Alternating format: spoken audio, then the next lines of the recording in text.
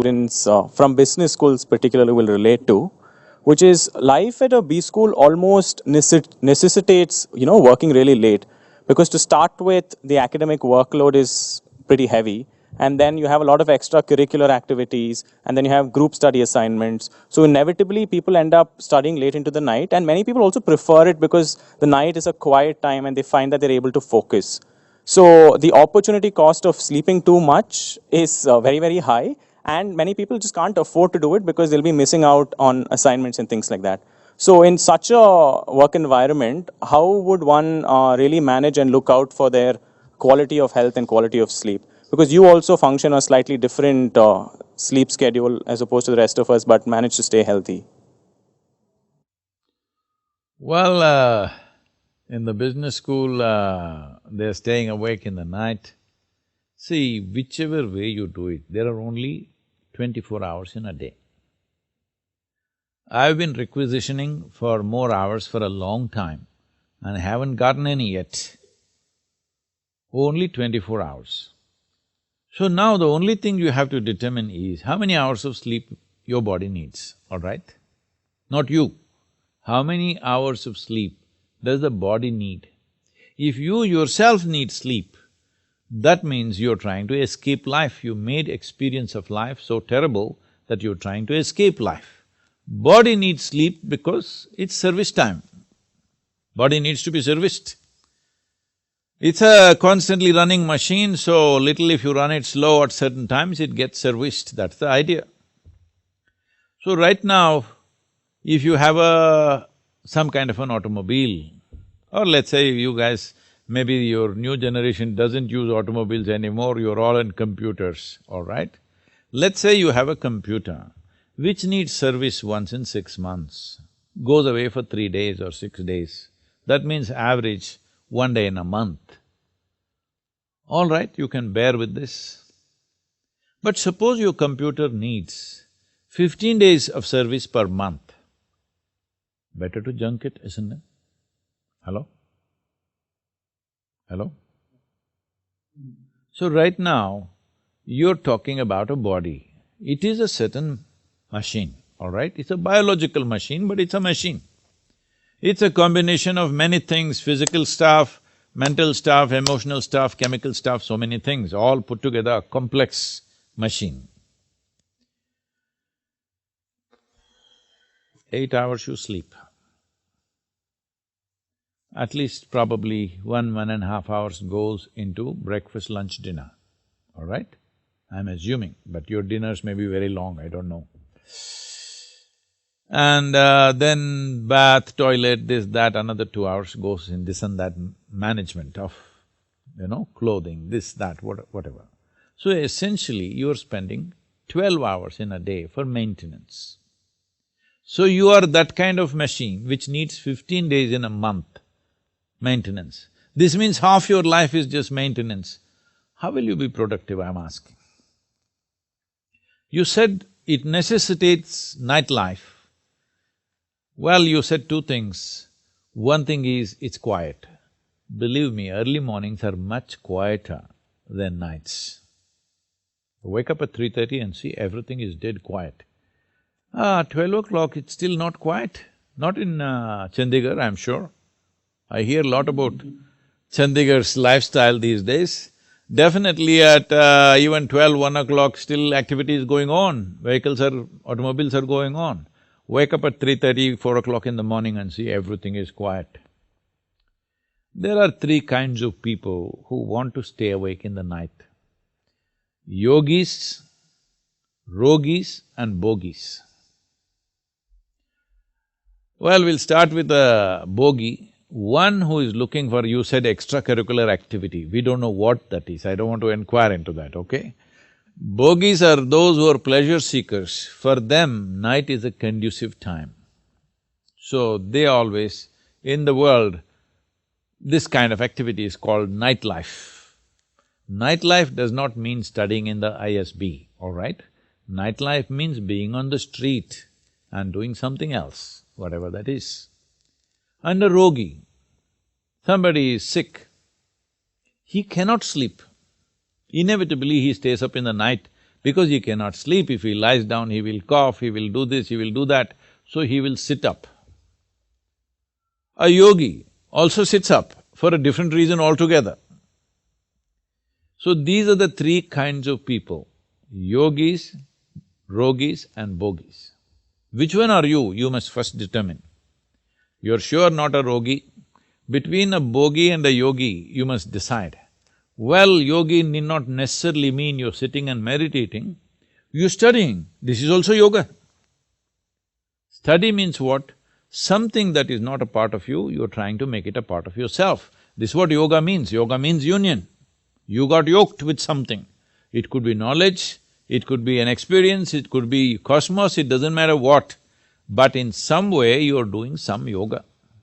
So you think night is better. This is just a question of lifestyles. This is because in the last 50 years, we as a nation and culture are taking cues from Western societies and paying a big price for that. You will always see people who wake up early in the morning are of a different quality. People who sleep late and wake up late, they're of a different quality. Have you noticed this? So, waking up early in the morning, you will see you will have a better sense of usage of time than sleeping late night. Well, at a certain time on a certain day, if it happens, it's fine, that's not the point. But as a lifestyle, if you sleep late and wake up early also, that's wonderful. But if you cut down your sleep, are you able to be active and alive through the day? That's a question mark. That will only happen if you enhance your energy quality. If you raise your energies in a certain way, then you will see your sleep quota will shrink. Not because you're trying to avoid sleep, simply because you need less maintenance. Less maintenance means in some way, the system is going in a more efficient way that it needs less maintenance. If any machine is working very smooth, it will need less maintenance, isn't it? So why is this friction happening within you? What causes this friction? How to eliminate this friction? What are the things we can do? This is very well addressed in the science of yoga. Every aspect of it, from cellular health to your energy and whatever. But to put it in a very fundamental way, let's look at life this way. See, there are only two ingredients to your life. I didn't go about explaining the chant that I made in the beginning. This is what it means in a way. There are only two ingredients to life. You have a certain amount of time and a certain amount of energy. This is all life is, isn't it? Hello? This is all life is. A whole lot of people are not conscious about this. They don't know that they have a limited amount of time. Well, intellectually they may know, but experientially they are not walking on the street being conscious of the mortal nature of their existence. Being conscious of your mortal nature means you know you have a limited amount of time. See, right now, let's say day after tomorrow is your examination. Now you still not opened your textbook or whatever book you have to open. Now you become conscious, I have a limited amount of time and I have 500 pages to read. How do I do this? So you will find innovative ways of how to do this. Yes or no? You will try in so many ways how to do this. Because right now you understand you have only this many days for this and what is in front of you is big, how to handle it. So this is what mortality means. For the entire life process itself, we have a limited amount of time. Now, whether we sit here and talk, time is rolling away both for you and me. Hello? Yes or no? We are 46 minutes closer to our grave since we started. Just reminding you. It's not the watch that's ticking off, it's our life that's ticking away. Most human beings are not conscious of this.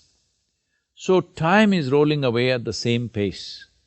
So the only thing you can manage is the energies. If you keep your energies in such a way, what somebody does in 10 years, you may do it in 1 year. So if both of you live for 100 years, in terms of impact and experience, you would have lived 1,000 years. This is all you can do to enhance life. This is all you can do. You cannot stretch your time. Well, you may live a full length of life by staying healthy, but still, if you're sleeping 12 hours of maintenance, 8 hours of sleep, 4 hours of other maintenance, 12 hours a day is maintenance. If you live for 100 years, you lived only for 50 years, isn't it? In that 5–10 years went in crawling and toddling and doing all that stuff. So what is left is a very brief amount of time. For most human beings, there is not enough time to unfold their own genius, to explore their possibilities, simply because 12 hours of maintenance. Now the thing, the moment I say this, I'm sure there'll be people in the audience who are internet, physicians. They become physicians on the net. And they'll say, no, but the doctors say you must sleep for 8 hours a day. That is a prescription. Well, I'm not here to insult anybody, but how many of them are healthy is a question mark, all right? This maintenance of this machine depends on how it runs, at what RPM it runs, to put it very simply. A given engine, at what RPM it runs also determines how soon it'll come for service and maintenance. So, how to run this machine in such a way, it's at ease always. It's always at ease. If you keep it this way and you work on your energies to a higher level of possibility, you will see the recouping of the body happens very quickly. What somebody does in 8 hours of sleep, if you are able to do it in 3 to 4 hours of sleep, 4 hours extra you got. 4 hours extra per day, you are way ahead of everybody else, isn't it? They are trying to chronicle my life, all the things that I've done, different places I've been to. Somebody asking me, Sadhguru, what, you lived here for 300 years or what? Because one simple thing is, for almost 25 years on an average, I slept between 2.5 to 3.5 hours per day. Today, a little lazy, 4.5 hours I'm sleeping, some days 5 hours plus I'm sleeping. But if activity is necessary, very easily we can ward off that sleep and do it, because you keep your energies in a certain way. So, instead of thinking of life in terms of whether I should sleep in the… I'm a night person or a day… morning person, people are saying, I'm a coffee person or tea person, I'm this person or that person. You can be any goddamn person you wish. This is the freedom of being human, all right? The important thing is, how many hours of wakefulness, how many hours of maintenance. This will determine how you live. This is determined by what is the quality of machine that you kept. Suppose you're putting diesel into a petrol vehicle and driving, well, it will need 20 days of maintenance per month. Yes or no? Every alternate day you have to take it there because you're putting the wrong fuel. So from how you eat, how you sit, how you stand, how you breathe, if you bring all this into your conscious process, you will see how you sleep will become very small. Because body needs rest, not sleep. If you know how to be restful, how to be peaceful, if you do not generate unnecessary chemical muck within your cellular structure, you will see the sleep quality will come down. Sleep quantity will come down and the quality will go up. Also, food is a very important factor, and I have been already saying you're eating better food than Shwetab.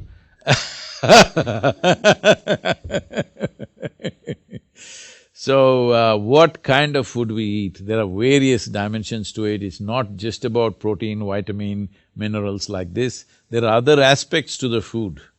And if we take these things into consideration, then our sleep quota will come down, quality of our life will go up. What is 1 minute in somebody's experience will be many more minutes in your experience of creativity and impactfulness in life.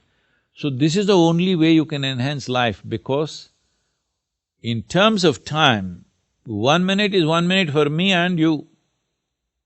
Whether we do something, don't do something, sleep, awake, time is just rolling away, not waiting for anybody, isn't it? Yesterday went waste, so can we roll it back and live yesterday again? There is no such thing. There is no rewind on life, that's all I'm saying. You cannot rewind anything, it's gone. What's gone by, a minute that's gone by is gone. So people are saying, I know in your parlance in the business community, people are saying, time is money. What a stupid thing to say. Time is life, it's a fundamental of life.